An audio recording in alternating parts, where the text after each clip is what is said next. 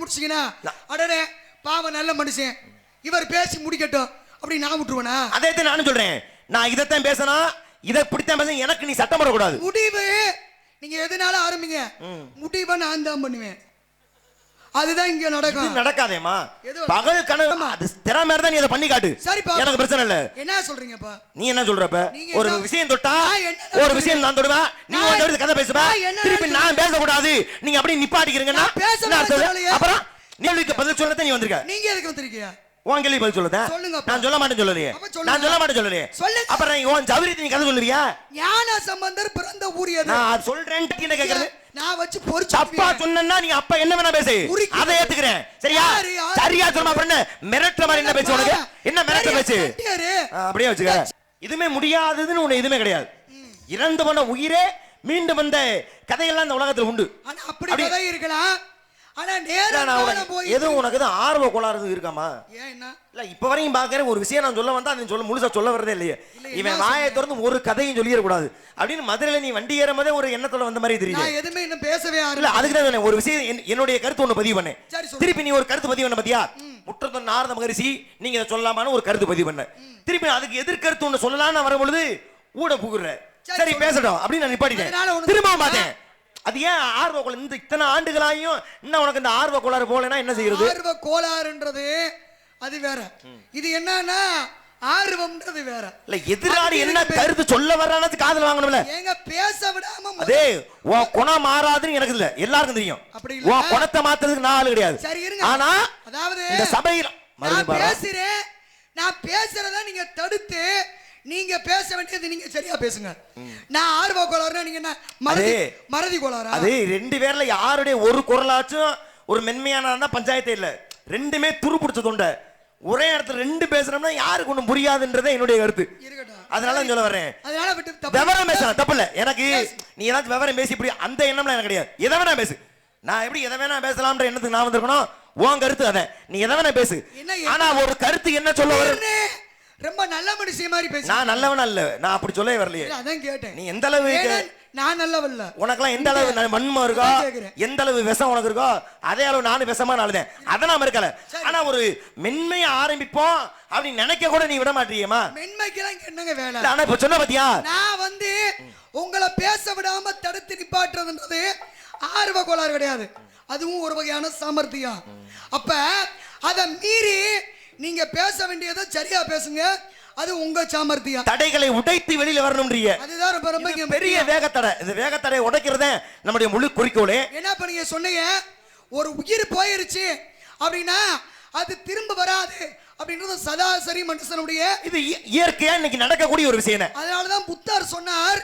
ஏன்னா புத்தர்கிட்ட போய் ஒரு பெண்ணு சொன்னாங்களா, என் குழந்தையை எப்படியாவது உயிரிழப்பு கொடுத்துருங்க, இறந்து போச்சு அப்படின்னும் போது அவர் சொன்னாலே இறப்பு என்பது மாற்ற இயலாத ஒரு விஷயம், என்னால முடியாது அப்படின்னாரு. இல்ல சாமி நீங்க எப்படி பெரிய ஆளு, உங்களால முடியாத ஒரு விஷயமா அப்படின்னும் போது சரிம்மா சாப்பில்லாத வீடு இருந்தா அந்த வீட்டில் போய் இப்படி சாம்பல் வாங்கிட்டு வா, உன் பிள்ளைய உயிர் எழுப்புறேன் அப்படின்னார். இந்தம்மா ஊர்ல எந்தெந்த வீட்டுக்கோ போயிட்டு பார்த்தா எங்கேயாவது சாவில்லாத வீடு உண்டா? யாரோ ஒருத்தர் அந்த வீட்டில் இறந்துருப்பாங்கல்ல. அப்ப வந்து சாமி இந்த உலகத்துல அது எங்க ஊர்ல சாவில்லாத வீடே கிடையாது அப்படின்னு போது அப்பதான் சொன்னாரு, இறப்பு என்பது இயற்கை, அதை ஏத்துக்கிட்டு தான் போகணும் அப்படின்றது. அப்ப இது சாதாரண நாடுகளுக்கு. ஆனா வரலாறுலையும் புராணத்திலையும் நிறைய விஷயம் நடந்ததா கதை சொல்லுதில்ல. இல்ல உன்னோட பிடிச்ச விஷயமா தான் நான் ஒரு எடுத்துக்காட்டு சொன்னேன். இந்த உலகத்துல முடியாததுன்னு ஒண்ணு கிடையாதுன்னு இல்லமா. இறந்த உயிர் திரும்ப வராது, ஆனால் இறந்த உயிரும் அந்த கதை உண்டு. அந்த வார்த்தை முடிகிற ஒரு நொடிக்கல அடுத்து இந்த மாதிரி இறந்து போன அப்படின்னு ஒரு எடுத்துக்காட்டு. இறந்த உயிர் எப்படி மீண்டு வந்தது அப்படின்னு உன் திறமைய உன் விவரத்தை காட்டுற மாதிரி ஒரு கதை எனக்கு ரொம்ப பிடிச்சிருக்கு. இந்த மாதிரி விவரம் பேசணும்னு நினைக்கிறது ரொம்ப பிடிச்சிருக்கு. என்னுடைய அனுபவத்தில் நிறைய பேரை வள்ளியை சந்திச்சிருக்கேன். ஒரு சில பேரை பிடிக்கணும்னா பிடிக்கிறதேன், சில பிடிக்கணும்னா பிடிக்கிறேன். ஆனால் நான் பார்த்ததுலேயே உன்னை ஒரு ஆள் மட்டும்தான் சுத்தமாகவும் பிடிக்காம போச்சு, ரொம்ப அதிகமாகவும் பிடிச்சிருக்கு. ஒரு தொழிலாளியா உன்னை பார்த்தா உன் அறிவுத்திறமையை அதை யாரும் மறுக்க முடியாது. உன்னுடைய திறமை மீது எந்த மாற்று கருத்து இல்லை, பிடிச்சிருக்கு. ஆனா மேடையில் உன்னை கண்டாவே என்ன தெரியல, அவ்வளவு எரிச்சதா வருது. அது என்ன இயற்கை நீதியா இது என்ன தெரியல. ஆனா தொட்ட உடனே எட்டி பிடிச்ச பாத்தியா, இறந்து போன உயிர் மீண்டு வந்தவன். ஏன் ராமாயணத்தை அரங்கேற்றம் பண்றதுக்கு கம்பர் முதல்ல போறாரு எங்க அப்படின்னா தில்லைன்ற சிதம்பரத்துக்கு. அங்கே பாம்பு கடித்து ஒரு சின்ன பையன் இறந்துடுறான். இறந்த அந்த சிறுவனை 3 கவிகள் பாடி மீண்டும் உயிர்ப்பிக்கின்றார் கம்பர். அப்ப குழந்தையோட உயிர் பிரிஞ்சிருச்சு. ஆனா பிரிந்த உயிரை 3 கவி பாடி மீட்டு வந்த பிறகுதான் ஸ்ரீரங்கத்துல அரங்கேற்றம் பண்ணார். ஏன் அங்க இறந்த உயிர் திரும்ப வரலையா? அப்படி பார்க்க போனீங்கன்னா ஞான சம்பந்தராகப்பட்டவர் இன்னைக்கு இருக்கக்கூடிய சென்னை மயிலாப்பூர் அப்படின்ற இடத்துக்கு போனார். அங்க பூம்பாவை என்று சொல்லக்கூடிய ஒரு சிவநேச செட்டியாருடைய பிள்ளை, அந்த அவருடைய மகள் இறந்து போயிட்டா. அங்கே அஸ்தி வச்சிருந்தார். வாங்க ஞான சம்பந்தரே, உங்களுக்கு தான் என் மகளை கட்டி கொடுக்கணும்னு ஆசைப்பட்டேன். ஆனா அரவம் என்ற பாம்பு தீண்டி என்னுடைய பெண்ணு இறந்து போயிட்டா அப்படின்னு கொடுக்கும்போது அங்கே ஞான சம்பந்தர் சிவனை நினைத்து பாடல்களை பாடி பூம்பாவையை, அதுவும் அஸ்தியா இருந்த பெண்ணை உயிரிழப்பினாரு அப்படின்னு வரலாறு சொல்லுது. அப்ப இங்க செத்து போன பெண்ணு உயிரோட ஏன் மதுரையில, நீ மதுரைக்கார பிள்ளை தானே, மதுரையில சிவலிங்கம் சாட்சி சொன்ன கதையும் பொய்யும் ஒரு பாடல் வரிய உண்டு.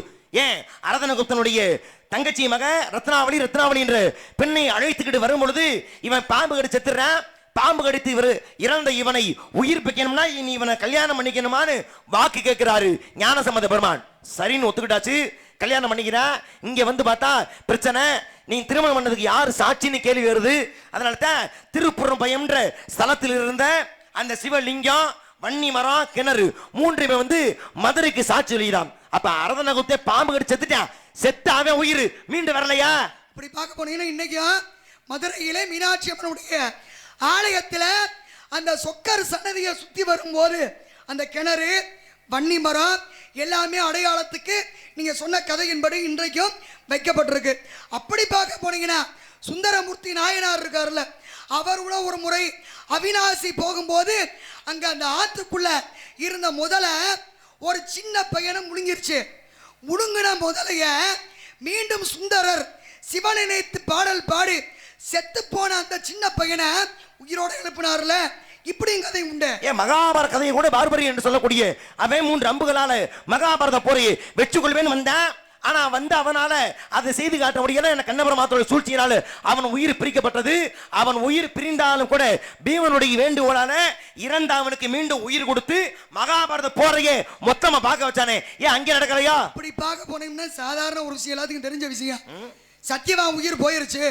செத்து போன புருஷனை தன்னுடைய கற்பின் தன்மையாலே சாவித்திரி மீட்டு வரலையா?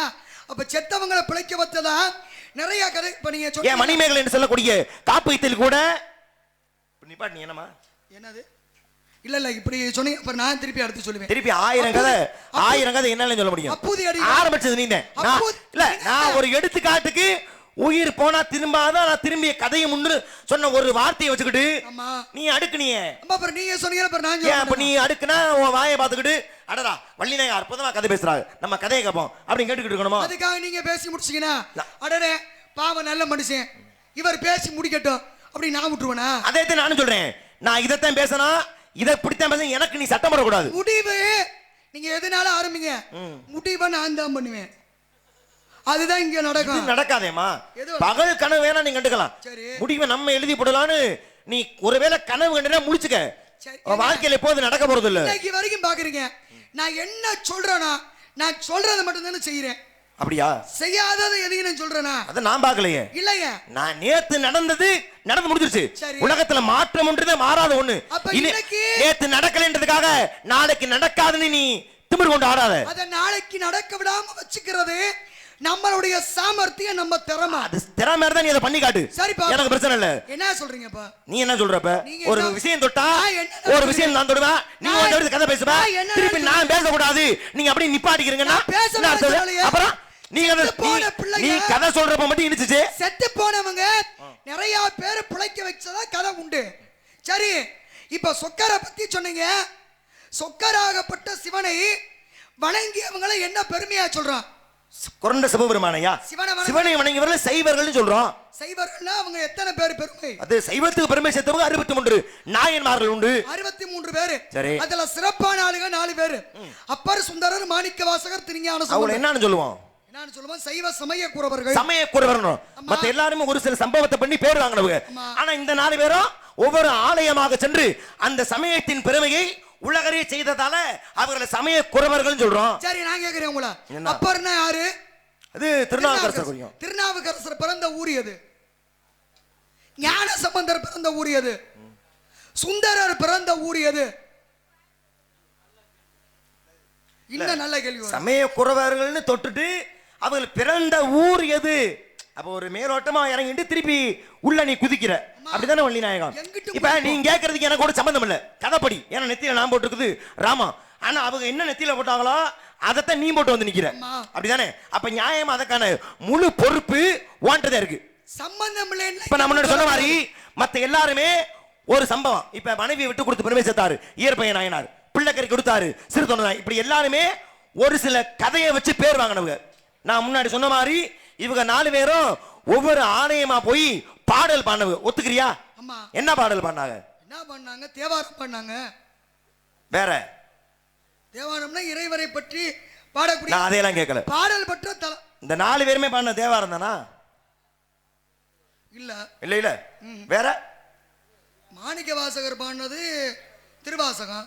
திருவாசகத்திற்கு அதையெல்லாம் கேட்கல. உன்ட்ட ஒரு நான் என்ன கேட்கறேன்னா அதுக்கு மட்டும் தான் சொல்லணும், நேரடியான பதில். நீங்க கேட்கறதுக்கு மட்டும் தான். அதுக்கு தான் நீ வந்திருக்க. என் கேள்விக்கு பதில் சொல்லத்தான் நீ வந்திருக்க. நீங்க எதுக்கு வந்திருக்கீங்க? உன் கேள்வி பதில் சொல்லதான். நான் சொல்ல மாட்டேன் சொல்லலையே. நான் சொல்ல மாட்டேன் சொல்லலையே. அப்புறம் உன் ஜவரித்து நீ கதை சொல்லுவியா? ஞான சம்பந்தர் பிறந்த ஊர் எது? நான் அது சொல்றேன்ட்டேன். சொல்லுங்க. நான் என்ன கேக்குறேன், நெத்தியில நீ பட்டதானே போட்டுருக்க, இவங்க பட்ட போட்டு வந்தவங்க தானே. இப்ப இந்த 4 பேர் பாடின பாடல் என்னன்னு கேட்டல, நீ தேவாரம்னு நான் மறுக்கல. தேவாரம் உண்டு, திருவாசகம் உண்டு. ஏன்னா மாணிக்க வாசகம் இயற்றப்பட்டது திருவாசகம். இப்ப முதல்ல தேவாரம் நீல யார் பாடுனா? தேவாரம் மூவரால் பாடப்பட்டதுன்னு சொல்றாங்க. சொல்றாங்களா நீ சொல்றியா? சொல்றாங்க. இப்ப நீ சொல்ல மாட்டேன். நான் சொல்ல மாட்டேன். சரி, அப்ப யார் யார் என்னென்ன பண்ண நீ சொல்லு. திருநாவுக்கரசரால் பாடப்பட்டது தேவாரம், சுந்தராரால் பாடப்பட்டது திருப்பாட்டு, ஞான சம்பந்தர் பாடியது திருக்கடை காப்பு. இது எல்லாத்தையும் பொதுவா நம்ம சொல்றது தேவாரம்னு சொல்றான். ஆனா ஒவ்வொருத்தர் பாடினதுக்கும் ஒவ்வொரு தலைப்பு பேர் இருக்கு. ஏன்னா மொத்தம் 12 திருமுறைகள் உண்டு. இந்த 12 திருமுறைகள் நீ சொன்ன மாதிரி ஒவ்வொரு தனித்தனி பாடல் பாடி முதல் 3 நாவுக்கரசராலும், அடுத்த 3 ஞான சம்பந்தராலும், 7வது மாணிக்க வாசகராலும், இதுதான் தேவாரமும் திருவாசகம் சொல்றோம். இதெல்லாம் சரி. 12 திருமுறைகள். அவங்க பிறந்த ஊரு. சரி, நான் சொல்றேன். முதல்ல யாரை கேட்ட? சுந்தரர். சுந்தர பெருமான கேட்ட. சுந்தர பெருமான் பிறந்தது திருநாவலூர் என்ன சொல்லக்கூடிய ஸ்தலத்துல பிறக்கிறார். அடுத்து யாரை கேட்ட? திருநாவுக்கரசர். திருநாவுக்கரசர் பிறந்தது திருவாமூரிலே பிறந்தார். திருநாவுக்கரசர் திருவாமூர். சரி, அடுத்து மாணிக்க வாசகர் இங்க திருவாமூர். நிப்பாட்டினீங்க நிப்பாட்டினா இல்ல, ஏதாவது வார்த்தை தப்பா சொன்னீங்கன்னா பார்க்கலாம். தப்பாச்சா? இல்ல இல்ல இல்ல இல்ல வேலைய பாருமா. திருப்பி கேட்டா மாத்தி கத்தி சொல்லி மிரட்டுற மாதிரி என்ன சொன்னீங்க? திருப்பி கேட்டா அதான் அப்படியே இந்த உருட்டெல்லாம் நான் வச்சு செட்டே உடிச்சு அப்படியே உடிச்சு ஞான சம்பந்தம் என்ன நிப்பாட்டி என்ன கேக்குறது? நான் வச்சு பொறுச்சு தப்பா சொன்னா நீ அப்ப என்ன வேணா பேசு, அதை ஏத்துக்கிறேன். சரியா? சரியா சொல்லுமா? அப்புறம் மிரட்டுற மாதிரி என்ன பேச்சு உனக்கு? என்ன மிரட்ட பேச்சு? அப்படியே வச்சுக்க. சண்டியர் தான் நீ. மதுரை சண்டியர்னா நான் காரைக்குடி சண்டியர் தான். என்ன செய்வ? என்ன செய்வ? நீங்க உங்க ஊருக்கு மட்டும் தான் சரியா சொன்னா அதோட நிப்பாட்டு. அப்புறம் என்ன சொன்னீங்க?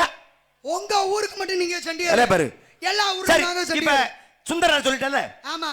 திருஞான சம்பந்தர் சொன்னல. சொல்லல. ஞான சம்பந்தர் என்ன சொல்லல? திருநாவுக்கரசர் சொன்னலமா. இப்ப ஞான சம்பந்தர் மாணிக்க வாசகர் அவங்க பிறந்தது ஒரு ஊர் இருக்குல்ல. ஆமா. என்ன ஊரு? மாணிக்க வாசகர் பிறந்தது எங்க திருவாத ஊரு. ஏன் உங்க ஊருக்கு உனக்கு என்ன பட்டா போட்டு கொடுத்துருக்கா? ஆமா, எங்க ஊரு. ஊர் பேர் மட்டும் சொல்லு. அப்படி பிறன எங்க ஊரு? எங்க ஊருன்னு சொல்றதுனால என்ன தப்பு இருக்கு? சரி சொல்லு சொல்லு. எல்லாமே நம்ம ஊரு தானே. யாதும் ஊரே யாவரும் கேளுதான். அப்புறம்னா ஏப்பா திருவாமூர் திருநாவலூர் ஊர் இல்லையா? ஞான சம்பந்தர் பிறந்தது சீர்காழியில. இப்ப நான் என்ன கேட்க வரேன்னா, இவங்கள பூரா பெருமைப்படுத்தி சொல்லக்கூடிய நூல் எந்த நூல்? பெரிய புராணம்னு பேரு. பெரிய புராணத்துல வராதவர் மாணிக்க வாசகர் மட்டும்.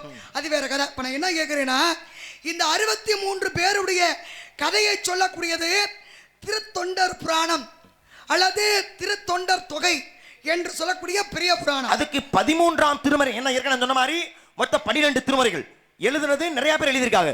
ஆனால் சேக்கிழார் எழுதிய இந்த தொண்டர்களை பற்றிய கதையும் ஒரு திருமுறையாக ஏற்றுக்கொள்ளப்பட்டு 13ஆம் திருமுறைன்னு பட்டம் வாங்கினது. எப்படி ஏற்றுக்கொள்ளப்பட்டாலும் பெரிய பக்தர்களுடைய பெருமையான விஷயங்களை சொல்வதால தான் அதுக்கு பேரு பெரிய புராணம்னு. படிச்சிருக்கியா நீ? இப்ப நான் உங்களை கேக்குறேன் முதல்ல. ஏன் முந்திரிய? ஏன் முந்தலா? ஏன் உனக்கெல்லாம் ஆர்வம் இருக்கும்போது இன்னைக்கு எனக்கு ஆர்வம் கேட்டா மட்டும் உனக்கு கசக்குதா?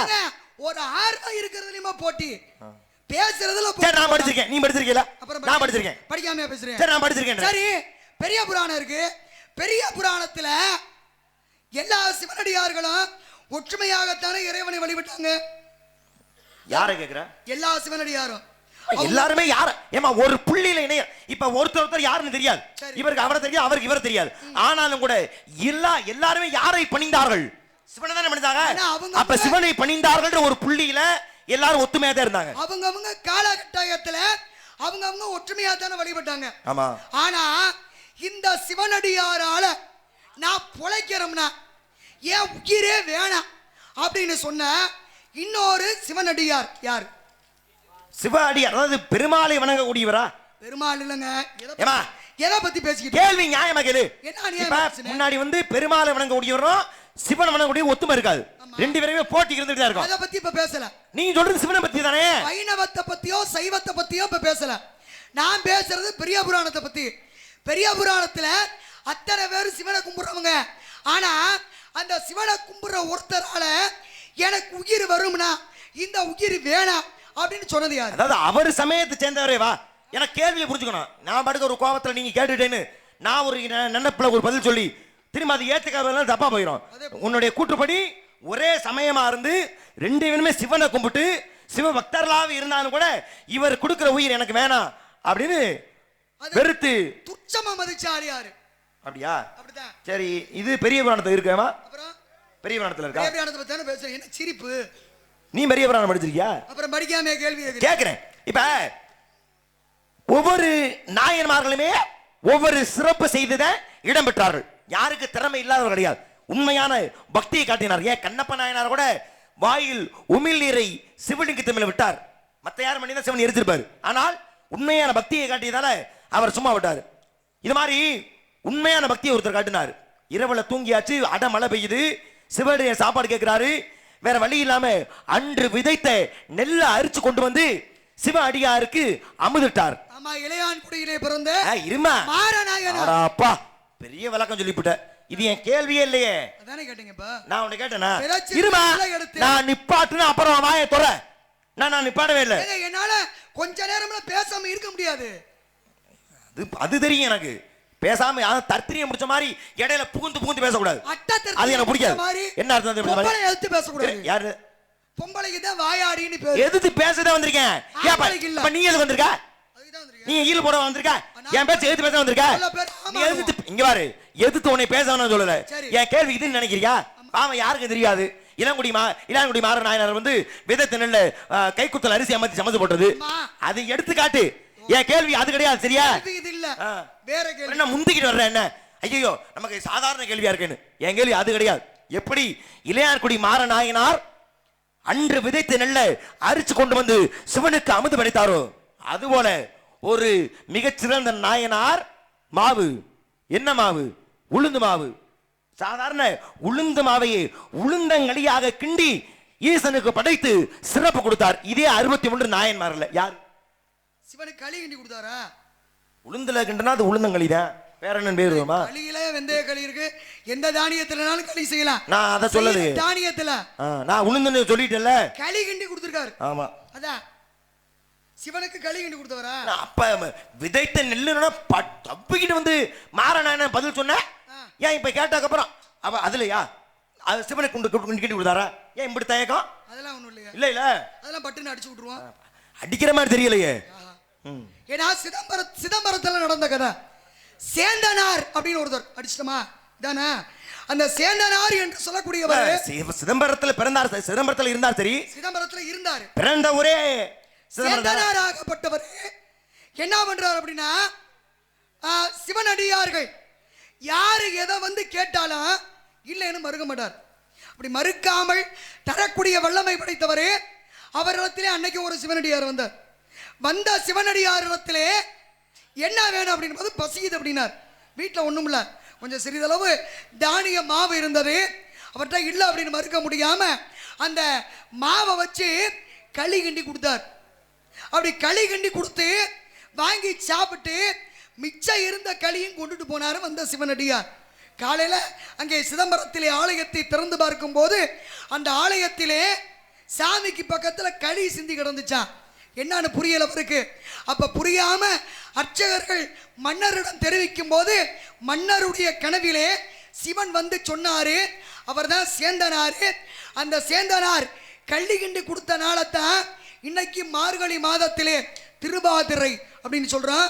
அதுக்கு பேரு திருவாதிரை களி அப்படின்னு இன்னைக்கும் இந்த சிவனடியார்கள் சிவனை வணங்கக்கூடியவங்களுக்கு இந்த விஷயம் தெரியும். சொல்லுவாங்க இல்லையா, திருவாதிரைக்கு ஒரு வாய் களி இல்லை என்றால் நரக குழி அப்படின்னு பழமொழியே உண்டு. அப்படி அந்த திருவாதிரை அன்றைக்கு சிவனுக்கு களி படைத்த நாயன்மார் யாரு அப்படின்னா 63 பேர்களிலே சேந்தனார் என்று சொல்லக்கூடியவர் தான் சிவனுக்கு களி கிண்டி கொடுத்து பெருமை அடைஞ்சவர். இது ரொம்ப பெரிய கதை. ஆனா இவ்வளவு சுருக்கமா புரியுற மாதிரி சொன்னதே பெரிய சேந்தன். அவர் வந்து திருப்பல்லாண்டுன்னு ஒண்ணு பாடி ஓடாத தேரைய ஓட கிளை கதைகள் நிறைய வரும். ஆனா எனக்கு தேவை களி கிண்டி கொடுத்த பிறகுதான் திருவிழாவின் போது ஓடாத தேரை மன்னர்கிட்ட சொல்லி இவர் வந்தா தான் ஓடும் அப்படின்னு போது ஓட வச்சு. சேந்தனார்னு தெரிஞ்சிருச்சு. சேந்தனார் யாரு, அவருடைய சிறப்பு என்னன்னு யாருக்கும் தெரியல. அப்ப அவர் சிறப்பை உணர வைப்பதற்காக ஈசன் தனியத்தை பதில் நான் சொல்லிட்டேன். நான் உன்னை பாராட்டல. ரொம்ப பெரிய கதமா நீ இதையெல்லாம் சொல்லாம சொன்னேன்னு பாராட்டுறேன். அதோட நிப்பாட்டாம நீ தான் குறுக்க விழுந்து அதுக்கு முன்னாடி இது நடந்ததுன்னு சொல்ற. நான் அதை மேற்கோள் கட்டினா உனக்கு பிரச்சனை. எது சேந்தனார் தானே அவரு. ஆமா, சேந்தனார் தானே உளுந்தம் களி கொண்டு கொடுத்து அவருடைய கதையிலே களி கொண்டு கொடுத்தாரு, ஓடாத தேர ஓட வச்சார். இது விளக்க, இதை விட்டுருங்க. அடுத்து ஒரே சமயத்துல நான் என்ன கேட்டேன், இவர் கொடுக்கிற உயிர் எனக்கு தேவையில்ல.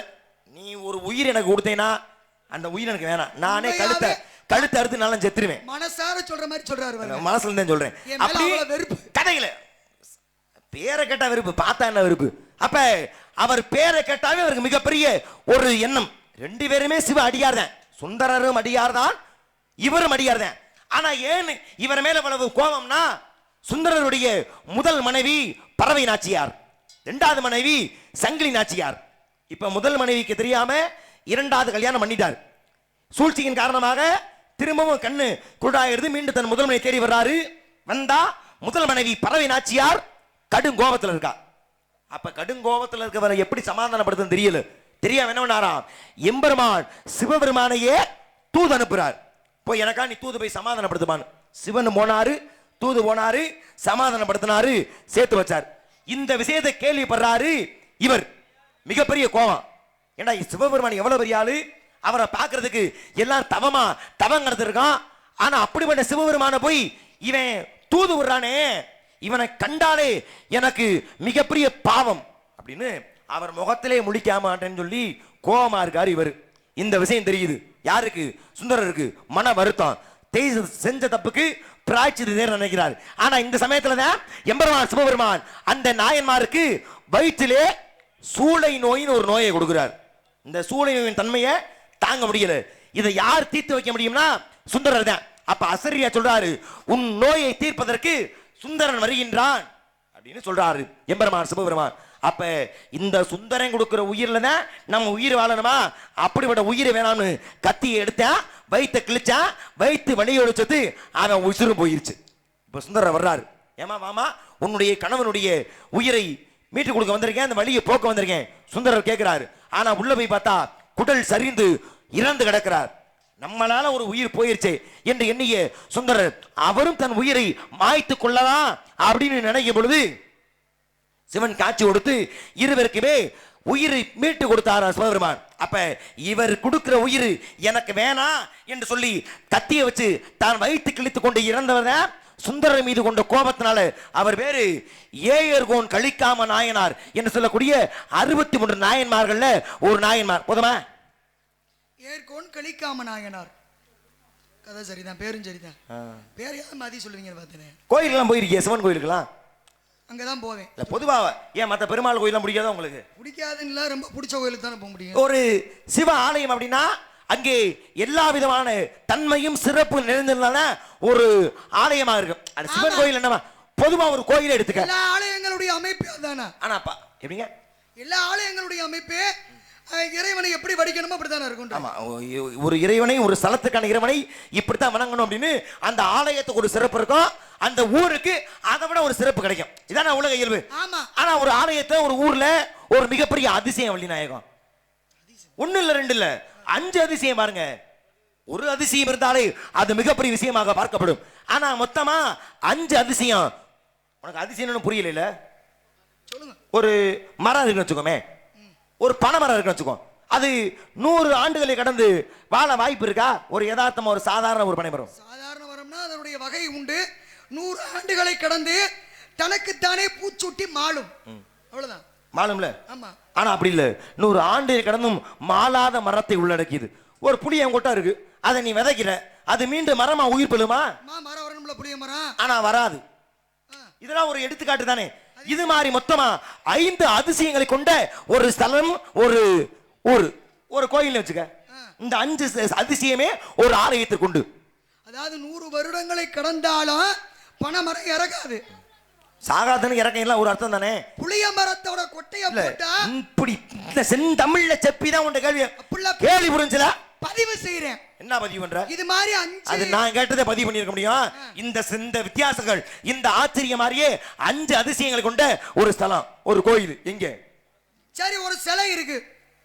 அந்த சிலை எப்படி இருக்கோ அதே நேரத்துல தானே இருக்கணும்.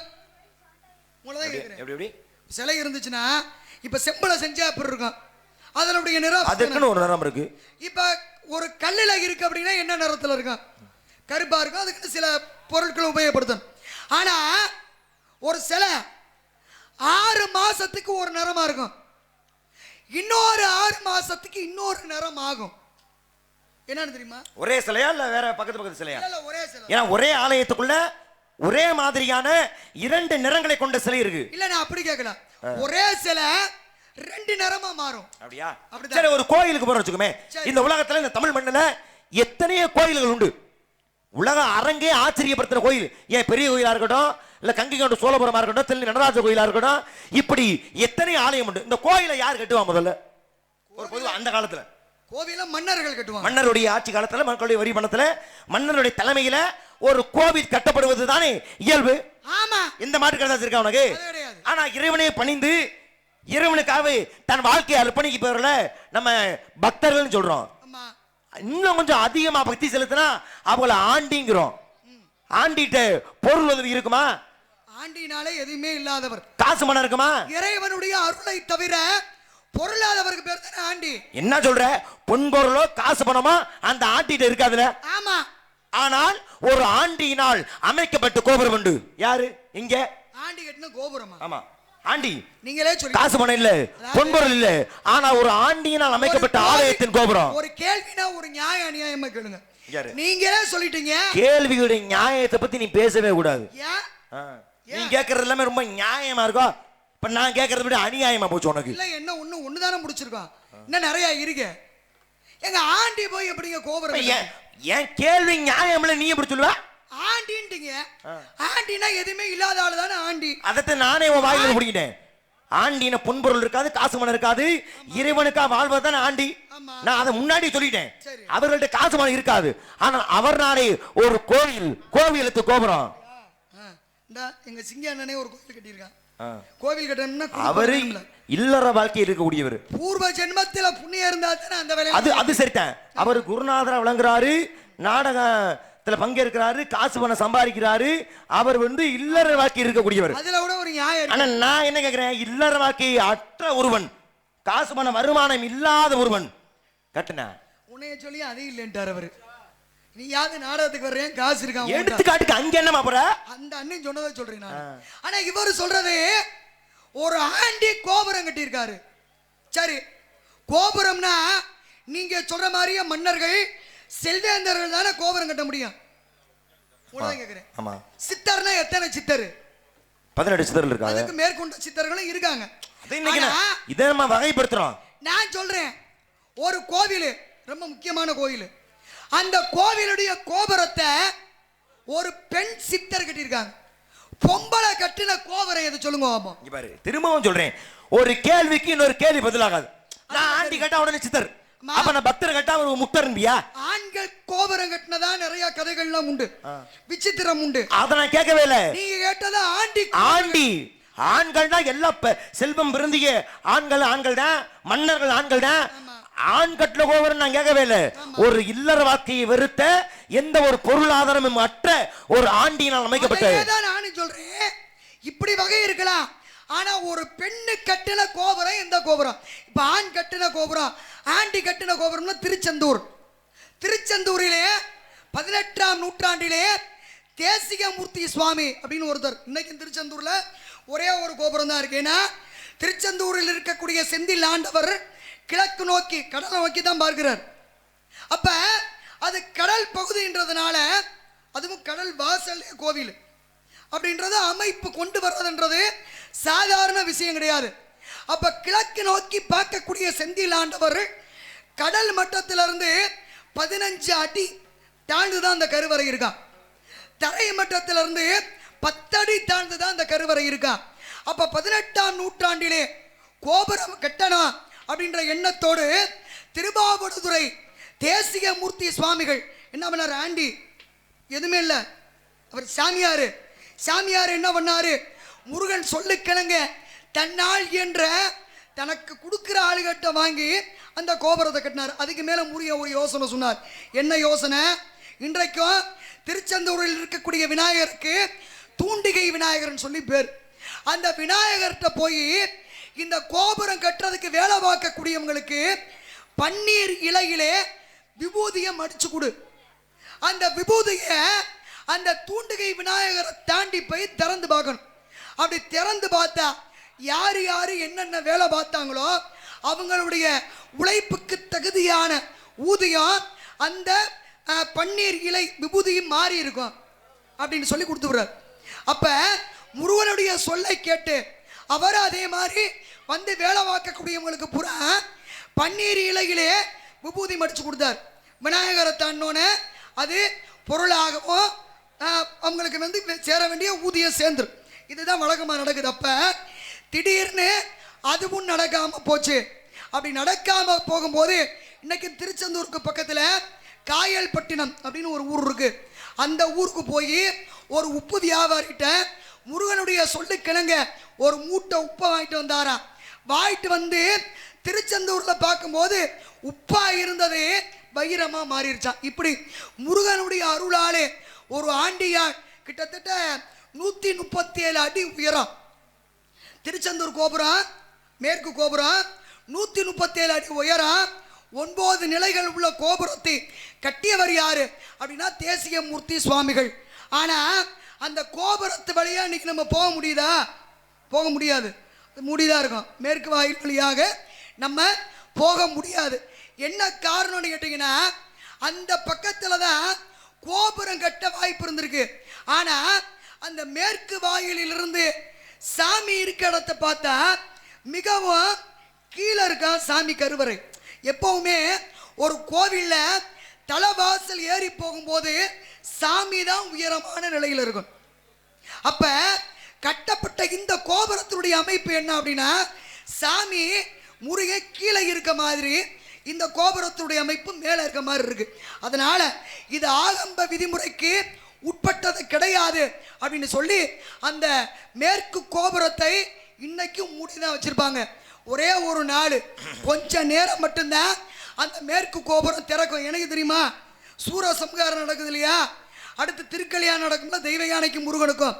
அந்த திருக்கல்யாணம் முடிஞ்சு சுவாமியும் அம்பாளும் உள்ள போகும்போது தலைவாசல் வழியாத்தான முதல்ல மாப்பிள்ளை பொண்ணு உள்ள வரணும்.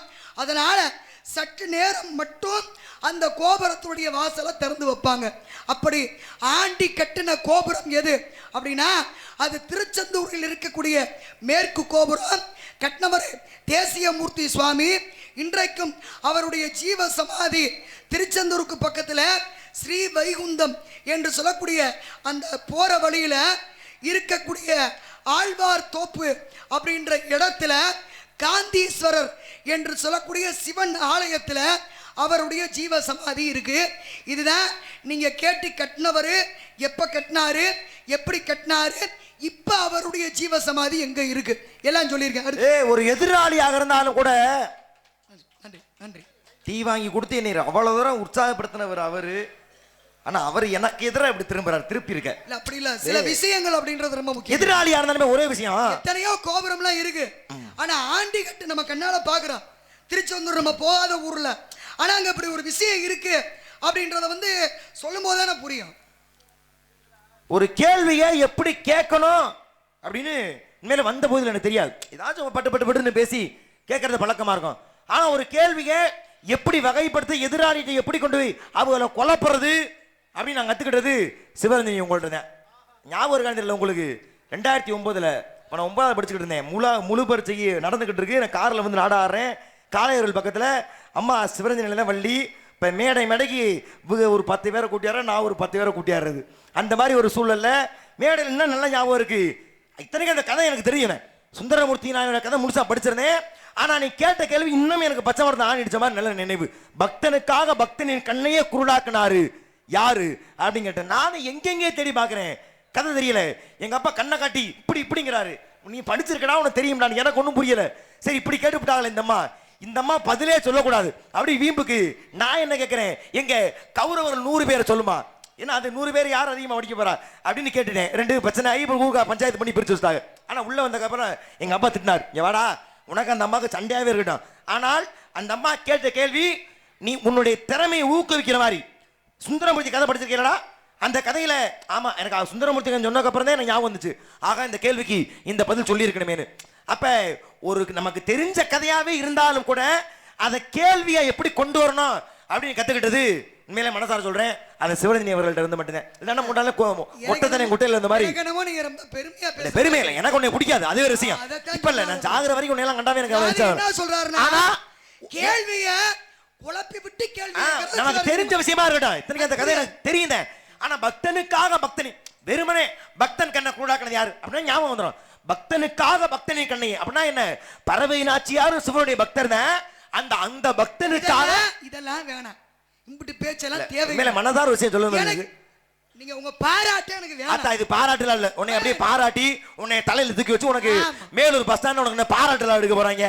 வேலை பாரு, உங்களுக்கு வேணா ரொம்ப நல்ல மனுஷன் எங்க மேலூர் வேலை பாரு. உன்னை எல்லாம் பாராட்ட நினைச்ச பாத்தியா, பாராட்டல உண்மையை சொல்ல நினைச்ச பாத்தியா, என்னன்னு சொல்லிக்கணும். வேலை பாரு, என்ன சொன்னீங்க? ஒரு பெண் சித்தரால அதான் சொல்லிட்டீங்கல்ல, ஒரு குழப்பி விட்டு கேள்வி கேட்பாங்கன்னு. ஆலயம் அமைக்கப்பட்டது, ஆலயத்தின் கோபுரம் அமைக்கப்பட்டது, ஆலயத்தினுடைய கோபுரம் அமைக்கப்பட்டது. ஒரு ஆண்டினால ஒரு ஆலயத்திற்கான கோபுரம் வைக்க முடியுது அப்படின்னா பெண் சித்திரால. இப்ப ஆண்னா கூட பரவாயில்ல, அவன் ஆண்டியா இருந்தாலும் சரி போண்டியா இருந்தாலும் சரி ஊருக்கு போய் கேட்டு வீடு வீடா போய் கேட்டு ஒரு உதவி. நான் கேட்டிருக்க கேள்வி ரொம்ப வாய்ப்பு குறைவு. ஒரு பெண்ணு தனியா ஒரு கோபுரம் கட்டியிருக்காங்க. நீங்க அப்படியே எங்களுக்கு எடுத்து தூக்கி அப்படியே மேல்கோர்லாம் உனக்கு காட்ட வேணாம், தெரியுமா? கேள்வி கேட்டீங்கல்ல, தப்பா சொன்னா நீ அப்புறம் குதிச்சுக்க. என்ன பஞ்சாயத்துல பதில் சொல்றதுக்கு முன்னாடியே குதிக்க கூடாது.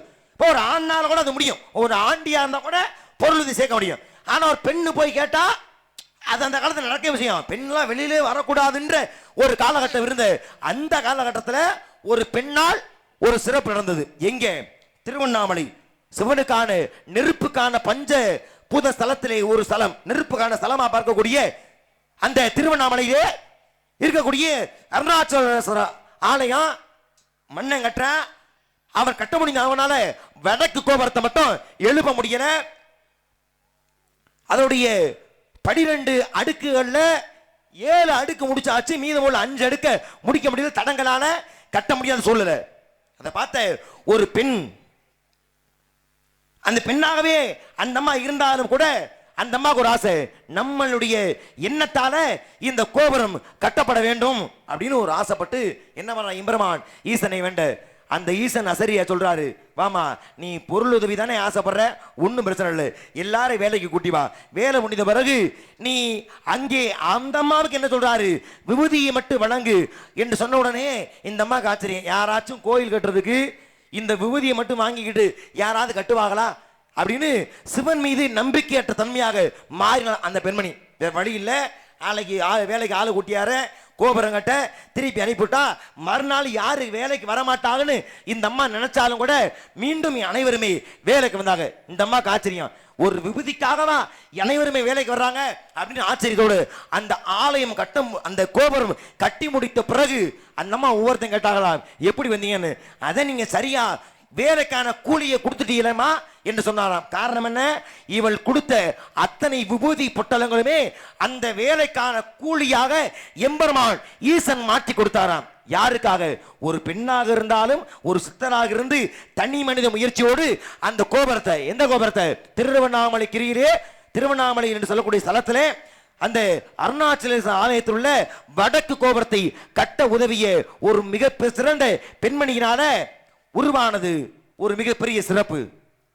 இப்ப ஒரு கோயில் இருக்கு வச்சுக்கோமா, பெண் சித்தர் என்று சொல்லக்கூடிய அம்மணி அம்மாள் என்று சொல்லக்கூடிய பெண் சித்தர் அந்த பகுதியிலே யாரை பார்த்தாலும் அம்மணி, வாங்க அம்மணி. சும்மா அம்மணின்ற வார்த்தை வந்தது காரணம் ஒரு தனி ஒரு பெண்மணியாக இருந்து அந்த சிறப்பு கொடுத்ததாலதான். இப்ப ஒரு சிலை இப்ப எதுல செய்யலாம்னு சொன்ன? சிலை எதுல செய்யலாம்? இரும்புல செஞ்ச சிலை உண்டு, ஐம்பொன் சிலை உண்டு, கல்லுல செதுக்கிற சிலை உண்டு. கல்லுல செதுக்கிற சிலை தான். ஆனா ஒரு கல்ல உள்ளியால செதுக்கி சிலை செய்வது இயல்பு. அதுல மாற்றுக்கிறது அவனுக்கு. ஒரு கல்ல உள்ளியால் செதுக்கி சிலை செய்வது இயல்பு. அந்த கல்லு என்ன? பாறை தானே கல்லு. பாறையை உடைச்சுதானே கல்லா மாத்தி சிலை செய்யறான். ஆனா பாறையை குலைச்சு சிலை செய்ய முடியுமா? பாறை எப்படிங்க? மண்ணை குலைச்சு தானே செய்ய முடியும். மண்ணை குலைச்சு வீடை கட்டலாம், பயன்பாட்டுக்கு உபயோகப்படுத்தலாம். ஆனா பாறையை போய் எப்படி குலைக்க முடியும்? நியாயமான மனுஷி. மண்ணை குலைச்சு கட்டலாம், கல்ல உளி அடிச்சு கொள்ள, இதெல்லாம் அது எனக்கு தெரியல. நான் கேள்வியை காது வாங்க மாட்டா. எங்க பாறையை குலைக்க முடியுமா கேட்டா? முடியாதுல. முடியாது. பாறையினால பாறையை குலைச்சு சிலை செய்ய முடியாதுல. முடியாது. ஆனா செஞ்சார். யார்? யாரு? அதை நானே சொல்றேன். உன் சம்பளத்தை மொத்தம் நான் வாங்கிட்டு போறேன். நடந்து வேணா நீ மரியா மதுரைக்கு. யாரு நீ? பாதி நம்ம முழுசு உங்களுக்கு தான். அவர் பேச பேச இப்படி சிரிச்சுட்டு உட்கார்ந்து. யாரு யாரு என்னைய கேக்குற? யாருன்னு திருப்பி நான் கேட்டுதா? பாறை, ஒரு பாறையை செதுக்கி சிலை செய்வது பெரிய விஷயமே கிடையாது. செதுக்கி சிலை செஞ்சாங்கன்னு சொல்லிப்பலாம். அதான் விதின்னு ஒண்ணு இருந்தா விதி விலக்குன்னு ஒண்ணு இருக்கும்ல, அப்படி வச்சுக்க.